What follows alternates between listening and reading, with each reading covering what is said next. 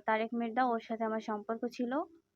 তো এইজন্য আমি এখানে আসছি। এখানে আমি আরো একদিন আসছিলাম, তারা আমারে টানাটানি করে এখান থেকে নিয়ে গেছে, বলছে সমাধান দিবে, কিন্তু কোনো সমাধান দেয় নাই। পরবর্তীতে তারা জানাইছে যে মেয়েরে যদি ১ কোটি টাকাও দিতে হয়, তারপরেও মেয়েরে আমরা আনবো না।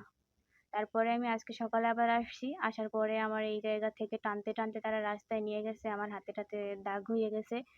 পরে একটা গাড়িতে উঠে সামনে নিয়ে গেছে বাইকে। ওই বাইক থেকে আমি রাস্তার মধ্যে পড়ে গেছি। আমার সেলোয়ার-টেলোয়ার সব ছিঁড়া গেছে, হাতের চামড়া উইঠা গেছে। এখন তারা ঘর তালা দিয়া পাশের বাসায় যেয়ে বইসা আছে। ও আমার নিয়ে অনেক জায়গায় ঘুরছে। ওর সাথে রিলেশন হওয়ার পর থেকে আমার কুয়াকাটা নিয়ে গেছে, বরিশালে যাইয়া অনেকদিন ছিল।